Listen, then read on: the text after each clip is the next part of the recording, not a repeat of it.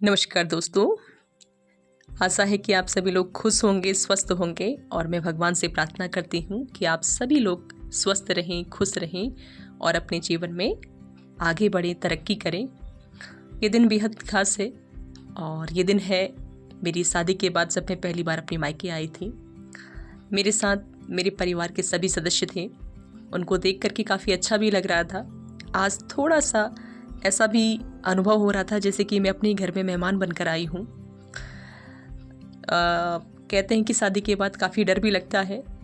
सभी के साथ अलग अलग अनुभव रहता है क्योंकि मैं लंबे समय से घर से बाहर रहती थी, तो मेरे लिए शादी के बाद एक नए परिवार में जाना उतना कठिन नहीं था जितना कई लोगों के लिए हो सकता है।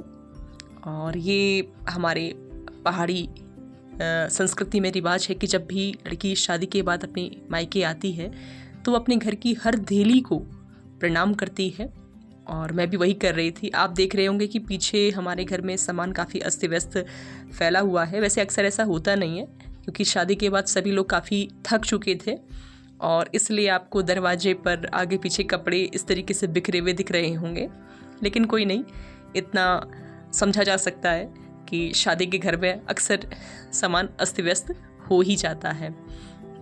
मेरे साथ साथ मेरी दीदी और मेरी दीदी के बच्चे भी थे जो मेरे इस खूबसूरत पल को कैद कर रहे थे। उस समय मुझे नहीं पता था कि ये वीडियो मेरे लिए बाद में कितनी यादगार साबित हो सकती है, लेकिन आज लगता है जब शादी के 1.5 साल बाद मैं इसको देखती हूँ, वो समय, वो वक्त दोबारा से मेरे सामने यादगार रूप में खड़ा हो जाता है। और होता है जिस घर में आपने अपना पूरा बचपन से लेकर के जब से आप पैदा हुए हैं और शादी तक का पूरा जीवन बिताया हो, वो हर किसी के लिए बेहद महत्वपूर्ण होता है, उसकी यादों में हमेशा जुड़ा रहता है। मेरे साथ साथ मेरे परिवार के लोग मुझे ये सब कुछ करते हुए देख रहे थे। अच्छा लग रहा था, कुछ नया हो रहा था। जीवन में नया होना बेहद ज़रूरी है। और साथ साथ मुझे अपने घर के, अपने परिवार के उन बच्चों का भी बहुत बहुत धन्यवाद करना चाहूँगी जिन लोगों ने इस पल को कैद किया। मैं अपने पिताजी के पैर छू रही थी और दीदी के बच्चे मेरे, और उनको भी लग रहा था क्योंकि शुरुआत में मुझे शादी से डर लगता था कि मैं कैसे इतनी जिम्मेदारियों को निभाऊंगी, लेकिन धीरे धीरे कहते हैं ना कि जब हम किसी परिस्थिति में जाते हैं तो हम उसमें जीना, उसको मैनेज करना सीख जाते हैं। वही चीज़ मेरे साथ भी थी और मुझे लगता है कि ज़िंदगी हमें हर पल कुछ नया सिखाती है और ये हमारा अपना अनुभव है कि हम उसे किस प्रकार से स्वीकार करते हैं। अपने घर वालों का आशीर्वाद लेते हुए मैं अब निकल रही थी अपने ससुराल के लिए, क्योंकि शाम को ही हमें कहीं बाहर जाना था घूमने के लिए और उसकी हमने पहले से ही तैयारी की हुई थी।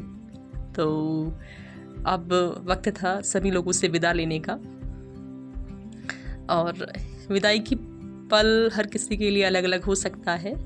क्योंकि मेरे ससुराल और मायके के बीच में बहुत ज़्यादा दूरी नहीं थी, तो बहुत अनजान जगह मेरे लिए नहीं थी, तो खुशी भी थी और कुछ नया अनुभव भी था।